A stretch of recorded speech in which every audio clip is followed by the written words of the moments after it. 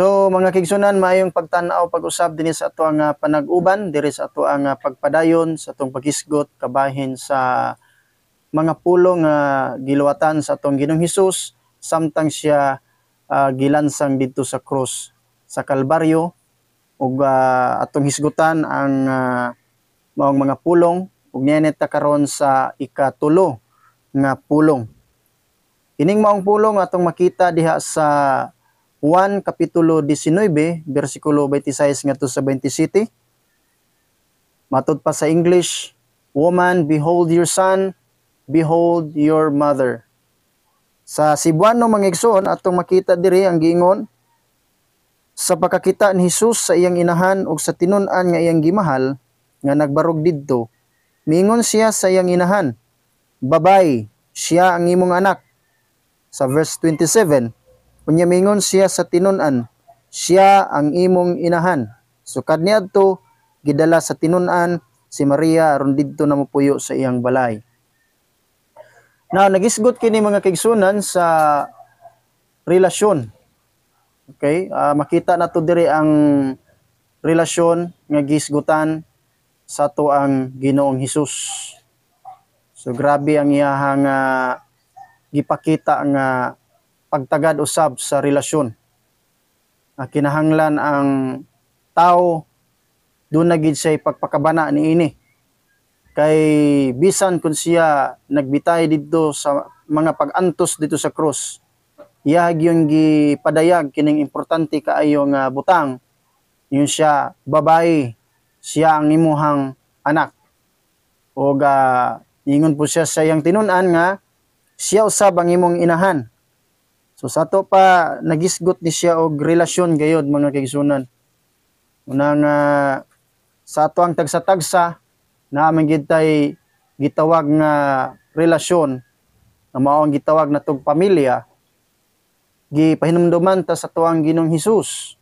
Gibili niya kanato sa katapusang yugto sa iyahang kinabuhi nga dili gid pakalimtan ang relasyon nga atong nabatunan sa ato ang isig katao, sa labi na sa ato ang pamilya.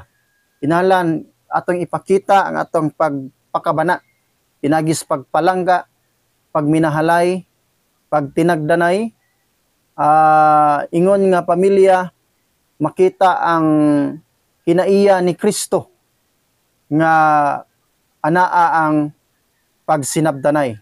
Di man malikayan sa pamilya mga kaigsunan nga doon nagyoy panagbangi sa bisan unsa diha nga mga butang. Pero hinumduman nato ang mga butang lamang kana siya ug ubos ra kaya na siya og bili sa ato ang matag usa, no? Sa atong isig katao o sa ato ang gitawag nga parte sa ato ang pagpakigrelasyon sa atong isig katao. So usahay ra ba mga igsoon labi na sa mga magtiayon,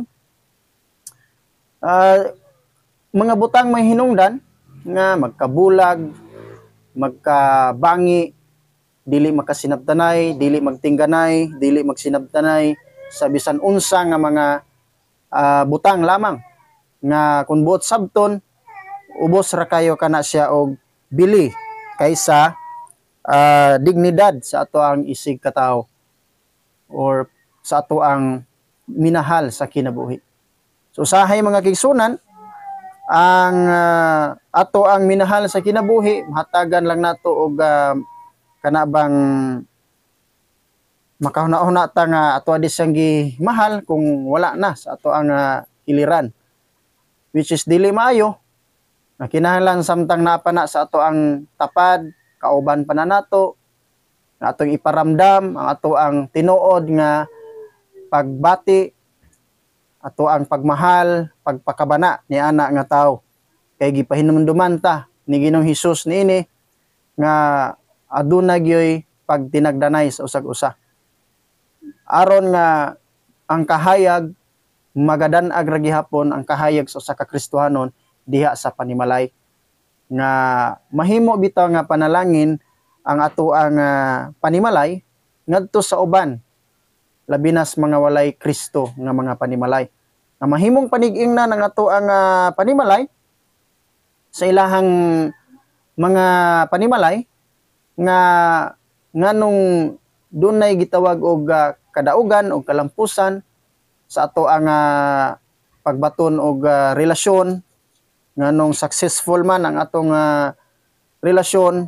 So sa dihang mangutana sila kanato, makahatag butag insaktong tubag, dili bakak atong masulti ngadto kanila, kay tinuod man nga ang ato ang gipasikaran ini mao ang pulong sa Dios, mao ang kahimayaan sa atong buhi nga Dios.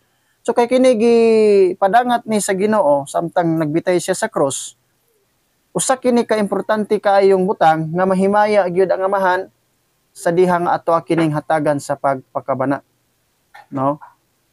Kay naaman sa pamilya ang kanabang labing dali nga tagdanay, labing dali nga pag-comfort kung kinsay ato ang maduulan nga maka-comfort nato sa panahon sa mga kasakitan, mga kaguol ug mga problema. Wa may laing dali nato nga maduol ang ato agyong pamilya, no? Before ta moadto sa tong silingan, atong mga amigo, mga kauban sa simbahan, sometimes dugay pa nato silang ibalag kay labi na lagyo og mga balay. So ang pinaka nindot ang pamilya gyud. So kinahanglan dunay hugot nga sandurotay diha sa maayong pagdinagdanay ang mga pamilya. Ang matag usa kanato nga diha sa tong pamilya nga diin kita involved, sila pod involved sa atoa, nga kita may mag-una diha sa maayong mga ehemplo o maayong pamatasan. Kay lisod kayo, bati kayo nga paminaon nga ang usa ka Kristohanon mahimong imbis kahayag, mahimo inoong kangit-ngit mga kaigsunan. Ato ra gyud nga i-apply kung unsay mga mensahe o mga pagtulon-an ato ang nakutlo mga kaigsunan. Kay diha ang labing importante. Dili importante nga nakadungog ta sa nindot kaayong mga hanay sa mga pagpadayag. Ang importante nga kung giunsa nato kini pag-aplikar diri sa atong kinabuhi. Ay bisan kung dili kayo maayo ang paghanay sa nagpadayag, kung ato kining gituman diri sa atong kinabuhi, nindot kayo ang resulta mga kaigsunan. So mao lang kana ang atong pagpadangat sa ikatulong pulong nga matud pa, babayi siya ang imong anak. Unya sa verse 27, unya mingon siya sa tinun-an, siya ang imong inahan. God bless mga kaigsunan, ug hangtod sa sunod nato nga pag isgot-isgot sa dugang pa nato nga isgutanan, atangi sa dili madugay.